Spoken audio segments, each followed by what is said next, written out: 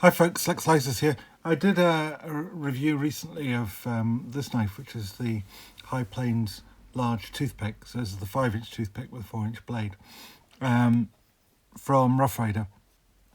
Now, these larger knives don't generally come to the UK because they're just too big to carry. Because although they're slip joints, they have a 4-inch blade,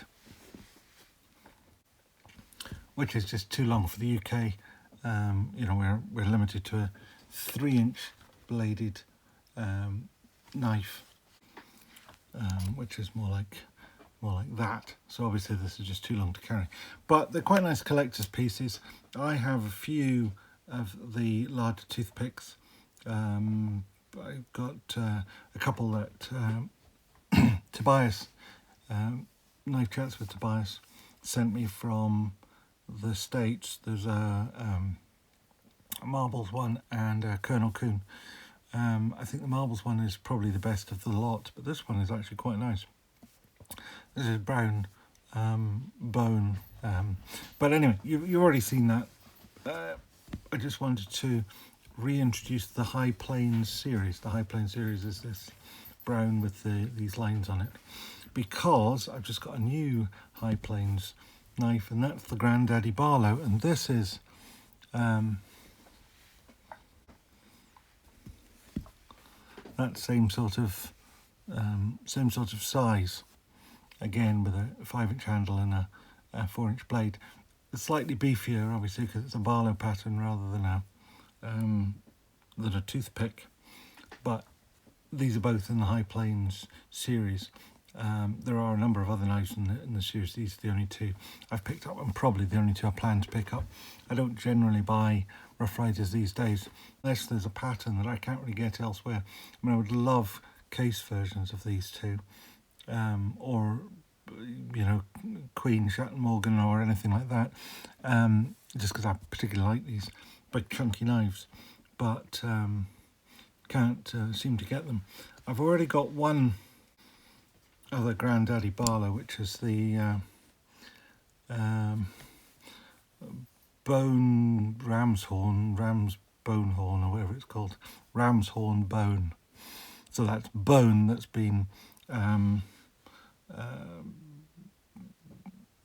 jigged to look like ram's horn. I don't think it really does. What it does have is it's got the old horseshoe double R tested sharp stamp on the bolster, which I prefer to the big R, but it's got a shield, which I'm not keen on shields in the best of times, but on a Barlow it just seems to me that the stamp should be on the bolster, not a shield. And this one had the frosted blade, which I'm not so keen on. The Marbles toothpick has a frosted blade, again I'm not wild about. But so this is another of the big Grandaddy Barlows. Now, I'll give you some idea of just how big it is by contrasting it with a Rough Rider Barlow. And in case you're not familiar with the Rough Rider Barlow, that's Case Barlow. Case Barlow is very slightly larger than a Rough Rider Barlow, but nowhere near as large as the Grandaddy Barlow. Now the Grandaddy Barlow, I think, was a relatively common pattern in the past, but it's unusual nowadays. So I was kind of pleased to get a second one of these, and to be able to get it from, this one actually came from Heine Haynes, although I think Tactical Knives in the UK carry them as well. I certainly got the toothpick from Tactical Knives. They follow the traditional, what I would call the Barlow pattern, which is, if you've been watching my videos lately, you'll have some idea that I think it's a bit of a loose interpretation in some ways, but what one generally sees is an elongated bolster. One might say it's often as much as a third of the knife, but this is obviously more like a quarter of the knife, possibly even slightly less than that, and I'm not sure these are quite a third. This one might just about be, but they are definitely longer. What is perhaps more certain is that they have the teardrop shape, so they're wider at the butt end and narrower at the bolster end. And I always think it's traditional that Barlows have clip points, but that's just me. It's not really true, because a lot of Barlows will have either lamb's foot or spear point blades, and I certainly have a couple like that, although the majority of the ones that I have are clip points, partly because I have 20 odd Taylor's Eyewitness ones, and they're all clip points, so that sort of clouds my judgment. Now this particular knife, as an example of its type, the fit and finish is pretty good. It's not, you could pick fault with it. There are some very tiny bits of almost gapping, but nothing you could even get a fingernail into, just between the bolsters and the brass, really. I think it's actually the bolsters that just sit slightly proud. But the tail of the knife fits nicely to the spring. It is sort of, the tail of the blade is slightly tapered, which is quite common with rough razor knives, I think. But otherwise, fit and finish is very good. I'm very happy with it. It has a half stop. Where it perhaps is slightly, two things I think are slightly lacking on the sort of fit and finish side. One is that when you open the knife, there's no real thwack into place. Now it could be that it just needs cleaned out, and I will be doing some cleaning out to get that, see if we can get that action a bit better, because the spring, well,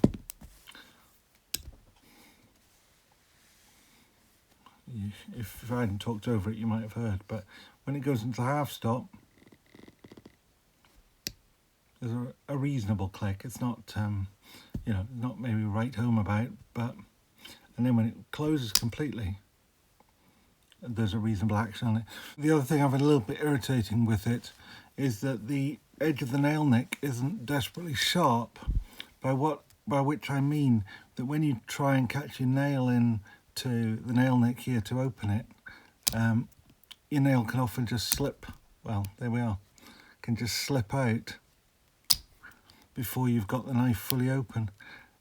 It's because it's got this swedge along the back of the blade, which certainly looks pretty, but it does make opening the knife 10 times more difficult. Well, as you can see, I mean, it doesn't help them opening it under the camera, which I don't normally do, for the simple reason I'm a bit rubbish at it. But honestly, this particular knife is just one of the most awkward to open that I have. Oh, now, you don't really need that every day when you're trying to open a knife, and I just think that's just a little bit too far. It stands out amongst my knives as slightly awkward, but other than that, it's nice and it certainly looks pretty. The other one was actually rather the same, but I was using this one for quite a while as a sort of letter opener and things on my desk, and eventually I kind of got a knack to it that managed to get it open, and I dare say that knack would come back if I practice with this for a little bit. I'm just going to give you a couple of other real world size examples, just to give you the idea of how big this knife is. This is a case large Stockman, so the full size Stockman, it's a 4 and whatever it is, 4 and an 1/8 or whatever Stockman. It's dwarfed by the Grandaddy Barlow. Equally, the large case Trapper, again dwarfs. So this is a 4 and a bit 3-inch blade, just over 3-inch blade, so 3-inch cutting edge case. This is probably the absolute limit of what you might carry in the UK because you've got the 3-inch cutting edge, which is the definition in the legislation, but you're well over the 3 inches for the overall blade, and there is a suggestion that courts may take overall blade as the measure, and not want to engage in semantics. So if you're going to be stopped and searched, you probably don't even want to carry something that big. You certainly don't want to be carrying this. This is well over, it's a full 4 inches, and it's a a large size knife. For modern knife aficionados, this is the large Sabenza, which again, I mean, you can't carry this in the UK for a number of reasons, but in terms of size, blade length, it's very similar. In fact, it's probably it's a tad shorter than the Barlow, but not not a great deal smaller, and the handle's just a little bit smaller as well. But this is the large Sabenza, and this is even larger. Another very traditional comparator that might be worth having a look at. This is the Buck 110. Buck 110 is a beefier, much heavier knife, particularly with the big lumps of brass on it that give it some mass. But it is again, the Barlow is larger. The only large sodbuster I have is a Schrade Imperial, but again, this is the same size as the large case sodbuster, the full-size case sodbuster, and you can see that the Grandaddy Barlow is larger than that. So to my mind, it's a really nice pattern, and it's the old one served for a long time as my sort of desk knife, and this one may actually assume those duties for a little bit, and just so I get some use out of it. But I have a few knives that now fall into that category, these and the toothpicks and so forth. So it'll not get even hard use as an envelope opener. It'll just get occasional use. My Topps tack raise seems to be the one that gets the most use these days as parcel opener and so on. Anyway, there we are. That's the large. Oh, by the way, I got to Miney Haynes. At the time of shooting this video, they have 7 in stock. They only had about 12. I ordered this the day it arrived in stock. I got a notification. So if you do want to buy one of these, I would suggest that you get on there quick, because that's only I ordered it on Monday. I think it came on Tuesday. And they were down to about 9. This is Friday. When I looked just this morning, they had 7. They may disappear. They may disappear very quickly. These larger knives tend to only come in small numbers. They don't hang around. It was the same thing with the large toothpick that arrived and was gone in a few days. There was a new stock just in recently, and I think that's out of stock already at Miney Haynes. Anyway, there we are. If you like this stuff, give it a thumbs up. If you're a glutton for punishment, please subscribe, and remember to ring the notifications bell if you want to see the next one. Thank you very much. Bye.